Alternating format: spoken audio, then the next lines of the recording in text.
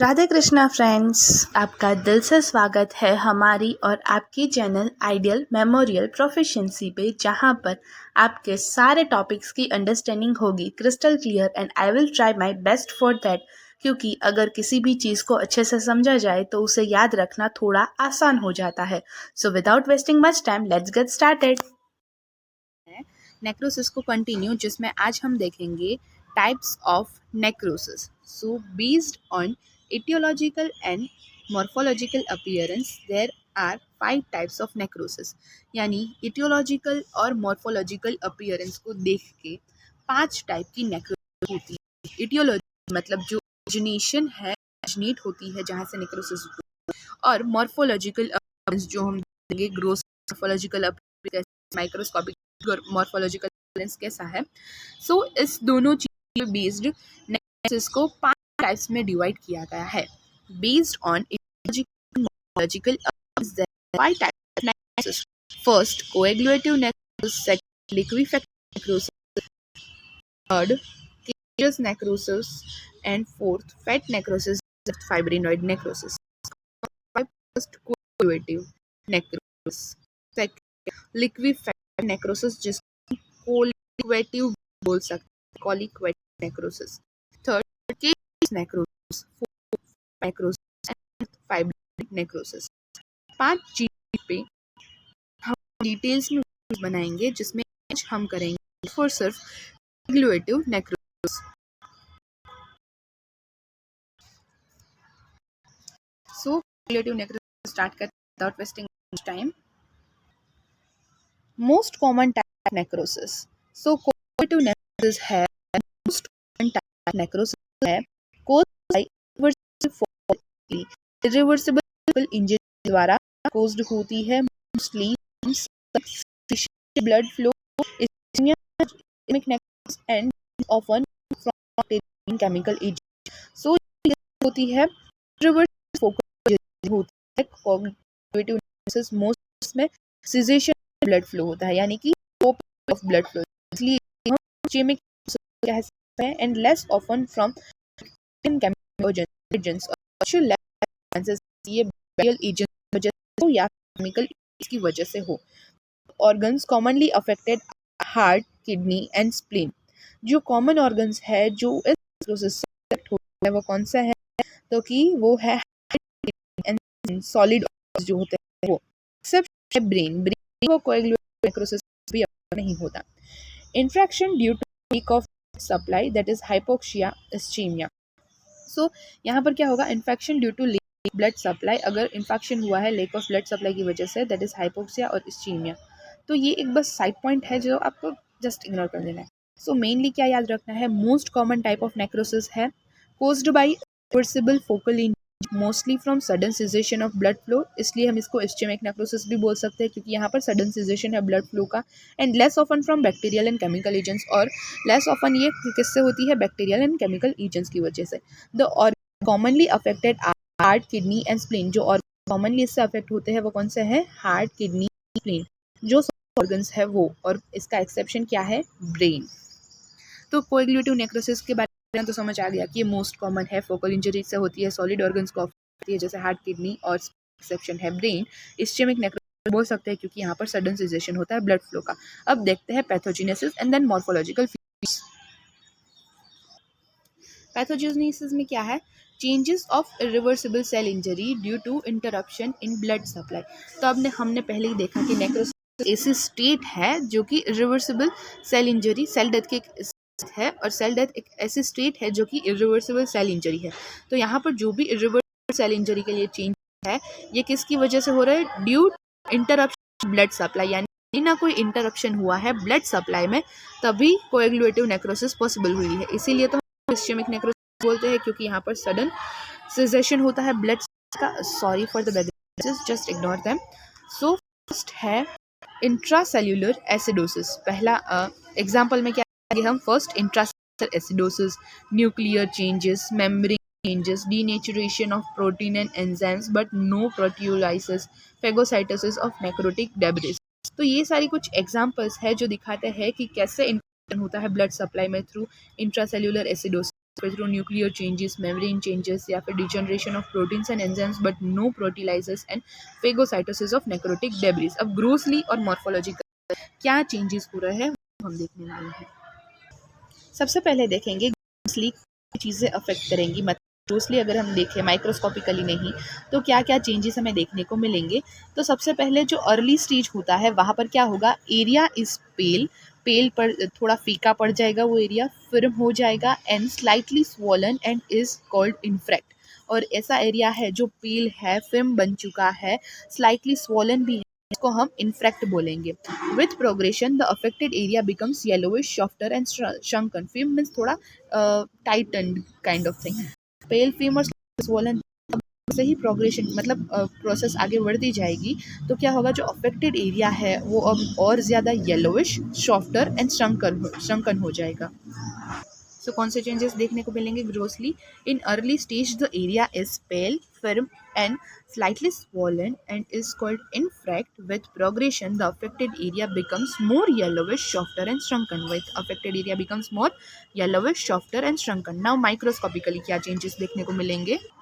Microscopically, the hallmark of coagulative necrosis is the conversion of normal cells into tombstones. यहाँ पर क्या होगा, जो हॉलमार्क मतलब जो बेंचमार्क है, जो स्टार मार्क है, जो कोएगुलेटिव नेक्रोसिस को डायरेक्ट रिप्रेजेंट करता है, कैरेक्टरिस्टिक है इसकी, वो क्या है, conversion of normal cells into tombstones. मतलब क्या होगा इसमें, that is outline of the cells are retain, मतलब आउटलाइन में कोई भी फर्क नहीं पड़ता, सेल मेम्ब्रेन वैसी की वैसी रहेगी and the cell type can be still recognised. Cell type हम अभी भी रिकॉग्नाइज कर सकते हैं but their cytoplasmic and nuclear details are lost. लेकिन जो साइटोप्लाज्मिक और न्यूक्लियर डिटेल्स है वो लॉस्ट हो जाएगी क्योंकि अंदर ही अंदर पूरा सेल है वो डिसॉल्व हो जाएगा। मतलब आर्किटेक्चर है टिश्यू का वो रिटेन रहेगा, आर्किटेक्चर है वो रिटेन रहेगा लेकिन जो सेलुलर डिटेल्स है वो लॉस्ट हो जाएगी।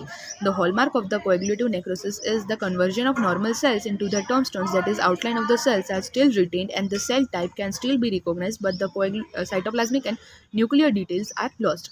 The necrosed cells are swollen and have more eosinophilic cytoplasm than normal cells. अब जो necrosed cells है वो थोड़े swollen हो जाएंगे, थोड़े फूल जाएंगे and have more eosinophilic cytoplasm than normal. Normal cell के कंपेयर में साइटोप्लाज्म में इसमें eosinophilic कंटेंट ज़्यादा होगा, रेडनेस ज़्यादा होगी, तो ये सेल रेडिश इन अपीयरेंस होंगे। This cells show nuclear changes, जैसे कि न्यूक्लियर चेंजेस क्या होंगे इसमें, pyknosis, karyorrhexis and karyolysis. However cell digestion and liquefaction fail to occur. यहाँ पर क्या होगा, सेल डाइजेशन और लिक्विफिकेशन है वो ढंग से नहीं हो पाएगा, sorry cell digestion and liquefaction fail to occur, cell digestion और लिक्विफिकेशन है वो नहीं होगा यहाँ पर। तो क्या क्या चीज़ें होगी microscopically? The hallmark of the coagulative necrosis is the conversion of normal cells into tombstones, that is outline of the cells are retained and the cell type can still be recognised but the cytoplasmic and nuclear details are lost. The necrosed cells are swollen and have more eosinophilic cytoplasm than the normal cells.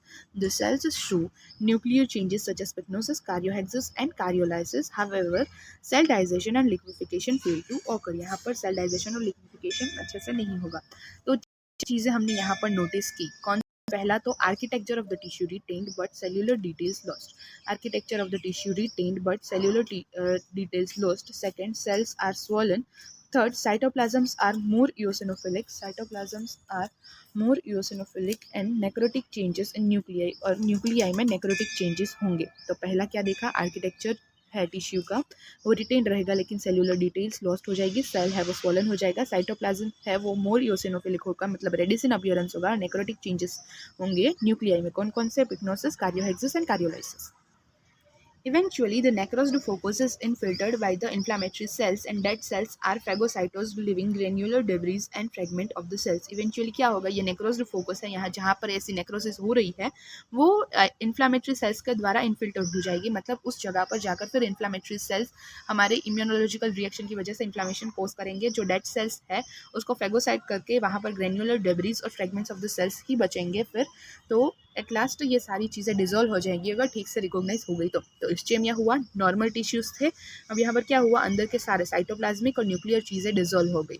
तो structure और cell wall है वो same as before है लेकिन inner matter है वो dissolve हो गया है, ये हम बोलेंगे इसको कोएगुलेटिव नेक्रोसिस। एक बार फिर से पूरा रिवाइज करते हैं। टाइप्स ऑफ नेक्रोसिस को हम 5 चीज़ों के 5 टाइप में डिवाइड करते हैं, 2 चीज़ों के बेस पर, इटियोलॉजी के बेस पर और मॉर्फोलॉजिकल अपीयरेंस के बेस पर। 5 डिवीजन कौन सा है? कोएगुलेटिव नेक्रोसिस, लिक्विफेक्टिव या फिर colliquative necrosis, caseous necrosis, fat necrosis and fibrinoid necrosis. आज हमने देखा कोएगुलेटिव नेक्रोसिस। कोएगुलेटिव नेक्रोसिस क्या है? Most common type of necrosis है, caused by irreversible focal injury. Irreversible focal injury की वजह से होता है, mostly from sudden cessation of the blood flow, इसलिए हम इसको इस्चेमिक नेक्रोसिस भी बोलते हैं। Less often from bacterial and chemical agents, mostly ये किससे की वजह से होता है? सीजेशन ऑफ ब्लड फ्लो की वजह से, और कभी कभार बैक्टीरियल एंड केमिकल एजेंट्स की वजह से भी। The organs commonly affected are heart, kidney and spleen, जैसे कि सॉलिड ऑर्गन्स है वो कॉमनली इससे अफेक्ट होते हैं। और एक्सेप्शन क्या है? ब्रेन कोएगुलेटिव नेक्रोसिस से अफेक्ट नहीं होता। मतलब यहाँ पर क्या होता है? Infection due to the lack of blood supply, that is hypoxia और इस्चीमिया। पैथोजेनेसिस में हमने क्या देखा कि जो भी रिवर्सिबल सेल इंजरी के चेंजेस होंगे वो यहाँ पर होंगे due to the interruption in blood supply. Blood supply में कोई ना कोई इंटरप्शन की वजह से हो गए, जैसे कि फॉर एग्जांपल फर्स्ट है इंट्रासेल्युलर एसिडोसिस या फिर न्यूक्लियर चेंजेस या फिर membrane changes, denaturation of proteins and enzymes but no proteolysis, phagocytosis of necrotic debris वगैरह वगैरह। सो ग्रोसली और माइक्रोस्कोपिकली क्या चेंजेस है वो देखते हैं। ग्रोसली यहाँ पर अर्ली स्टेज में एरिया है वो पेल, फिर्म एंड स्लाइटली स्वॉलन दिखता है, जिसे हम इन्फेक्ट बोलते हैं, लेकिन प्रोग्रेशन के साथ जो अफेक्टेड एरिया है वो मोर येलोविश, सॉफ्टर एंड श्रंकन बन जाता है। मोर येलोविश, सॉफ्टर एंड श्रंकन, यानी पहले वाले से उल्टा। पेल था, यहाँ पर मोर येलोविश बन गया विद प्रोग्रेशन, फिर्म था, सॉफ्टर बन गया, और स्लाइटली स्वॉलन था जो अब श्रंकन बन गया विद प्रोग्रेशन। सो ग्रोसली और प्रोग्रेशन के साथ दोनों चेंजेस हमें याद रखने हैं यहाँ पर। फिर माइक्रोस्कोपिकली क्या चेंजेस होंगे? The hallmark of the coagulative necrosis is conversion of normal cells into tombstones. Tombstones मतलब क्या कि outline of the cells are retained but the cell types can still be recognised but the cytoplasmic and nuclear details are lost. यानी कि यहाँ पर architecture है जो tissue का वो रिटेन रहेगा, लेकिन जो सेल्यूलर डिटेल्स है जैसे कि साइटोप्लाज्मिक और न्यूक्लियर डिटेल्स वो लॉस्ट हो जाती है, यानी जो नॉर्मल सेल्स है वो कन्वर्ट हो जाते हैं टॉम्बस्टोन्स में। The necrosed cells are swollen and have more eosinophilic cytoplasm than normal cells। जो necrosed cells है वो swollen होते हैं और इसके पास और भी ज्यादा eosinophilic cytoplasm होता है than normal cells। Cells nuclear changes show करते हैं इसमें, जैसे कि pycnosis, karyohexis and karyolysis। And however cell digestion and liquefaction does not occur। यहाँ पर सेल डाइजेशन एंड लिक्विफिकेशन नहीं होता। तो क्या 4 चीज़ें देखी हमने? आर्किटेक्चर है वो टिश्यू का रिटेन रहता है, लेकिन सेल्यूलर डिटेल लॉस्ट हो जाती है। सेल है वो स्वोलन होते हैं। साइटोप्लाज्म्स है वो मोर इओसिनोफिलिक होते हैं, रेडिशन अपीयरेंस होते हैं, नेक्रोटिक चेंजेस होते हैं न्यूक्लियाई में, जैसे कि पिक्नोसिस, कार्योहेक्सिस एंड कार्योलाइसिस। और सेल डाइजेशन और लिक्विफिकेशन यहाँ पर नहीं होता ठीक से। Eventually, the necrosed focus is infiltrated by inflammatory cells and dead cells are phagocytosed, living granular debris and fragments of the cells। मतलब अब जैसे ही बॉडी में रिकॉग्नाइज होता है कि यहाँ पर नेक्रोसिस होने लगी है, तो फिर बॉडी क्या करती है? वहाँ पर इन्फ्लामेशन की प्रोसेस स्टार्ट कर देती है। इन्फ्लामेटरी सेल्स वहाँ पर जाते हैं, फिर डेड सेल्स को फेगोसाइटोसिस करके फेगोसाइटोसिस की प्रोसेस होती है वहाँ पर, और फिर ग्रेन्यूलर डेब्रिस ही वहाँ पर बचती है और कुछ फ्रेगमेंट्स ऑफ द सेल्स ही बचते हैं। अब देखो कोएगुलेटिव नेक्रोसिस के डायग्राम में आपको ये ड्रॉ कर सकते हो कि पहले इस्चेमिया हुआ, ब्लड सप्लाई कट हुई, कुछ इंटरप्शन हुआ जिसकी वजह से टिश्यूज नॉर्मल थे, उसमें से ये नेक्रोसिस हुई। यहाँ पर स्ट्रक्चर है या फिर सेल वॉल है वो सेम एज बिफोर रहती है, लेकिन इनर मैटर है वो डिसॉल्व हो जाता है, और इसीलिए हम इसको कोएगुलेटिव नेक्रोसिस बोलते हैं। यानी कि अंदर का सब मटेरियल कोएगुलेट कर जाता है, लेकिन स्ट्रक्चर ऐसा का ऐसा ही रहता है। So I hope this will be helpful to you. तो सॉरी थोड़ी वीडियो लंबी हो गई, लेकिन रिविजन वीडियो में शॉर्ट क्विक रिविजन करेंगे तो डायरेक्ट वो भी आप देख सकते हो। सो ये वीडियो यहाँ तक देखने के लिए थैंक यू सो मच। और अगर वीडियो अच्छी लगी है then like the video, comment down your all the suggestions, and next video में हम देखेंगे लिक्विफेक्टिव या फिर कॉलिक्वेटिव नेक्रोसिस। तो मिलते हैं नेक्स्ट वीडियो में, तब तक के लिए tata bye bye. Thank you so much guys for watching this video till now. और अगर यह वीडियो आपके लिए थोड़ी सी भी हेल्पफुल हुई है then please like the video, share the video, subscribe to our channel ideal memorial proficiency. और आपके जो भी सजेशंस है, रिव्यूज़ है, कमेंट में ज़रूर बताइए। I will be grateful for that. Thank you.